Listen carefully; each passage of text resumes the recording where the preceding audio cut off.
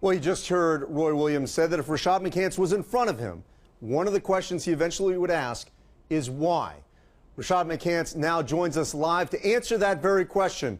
Rashad, why did you come forward with these allegations? You know, if you want to find the truth is there in the transcripts.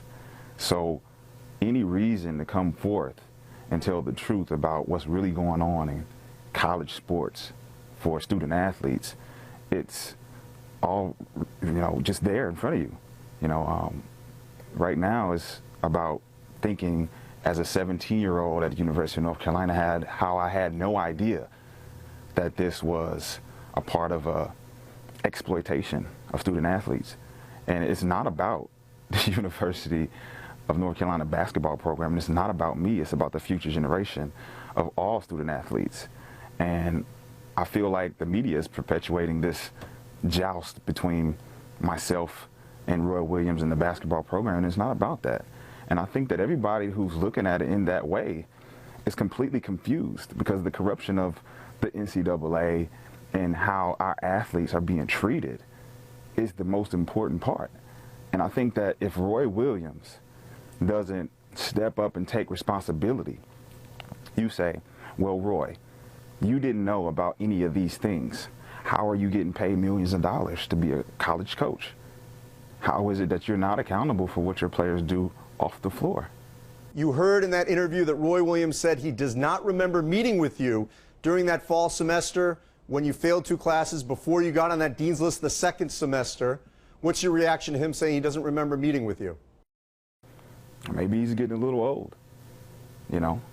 That's something that I don't have any control over what he remembers. All I know is the truth, and I'm not up here to lie about anything. Well, speaking of the accountability, those players, 16 of them signed their name to this letter, essentially denying what you had said. What was your reaction to your former teammates coming out against you? Show your transcripts. What's been your relationship with those former players since you left in 05?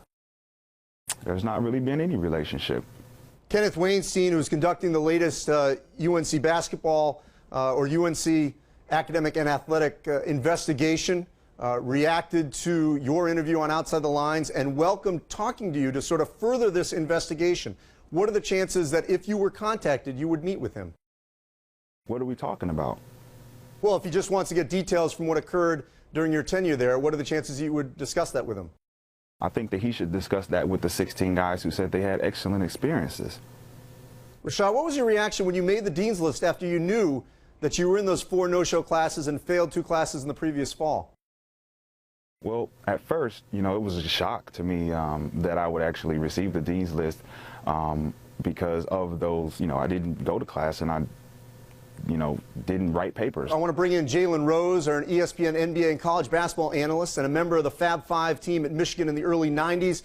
Rashad asked for Jalen to appear on the show. Rashad, I want to ask you before we get to Jalen, why did you want Jalen Rose to also be on the show today? Jalen Rose and the Fab Five themselves, they took the game to another level when it comes to merchandising and likeness. So they didn't receive anything for what they did for their university and for the game itself.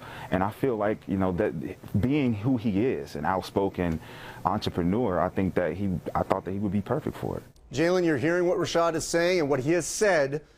What's your reaction? I appreciate being on. What's up, Rashad? I appreciate the love. This thing is multi-layered, and here's what I mean. So when you go to a young man or a young woman's house and you recruit them to your university, the first thing you are as a head coach is a leader.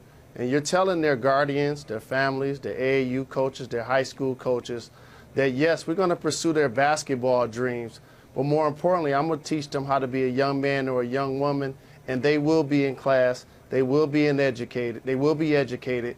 I'm going to make sure they're online to graduate. And I respect Roy Williams. He's a champion. He's a Hall of Famer. But it almost is a slap in the face to the entire system, to NCAA basketball, to major collegiate sports, for him to say that he does not know what classes his kids are taking, B, the results of those classes, and C, even talk to the students about the updates of those classes. And I know he's not deaf, dumb, or blind, But when you say that in the interview, it's going to make a lot of people think that you may think that we are. But Jalen, where does the accountability lie with Rashad? He gets accountability also because as a student athlete, you're on scholarship. It's your job to go to class. It's your job to pursue your education for your own future. It's your job to work as hard as you can on the basketball court, to pursue your dreams, win a championship in the classroom as well as on the floor. So there is some responsibility that has to go to the individual, no doubt about it. At the end of the day, we are all accountable for ourselves. But whether you're a kid or whether you're a college athlete, what ends up happening is there are adults there to usher you along the way. There are only 13 scholarship athletes on the basketball team. There are 3 coaches and a head coach. You normally take three or four guys each and say, okay, these 2 or 3 guys, they know how to take care of business. We don't have to worry about them as much.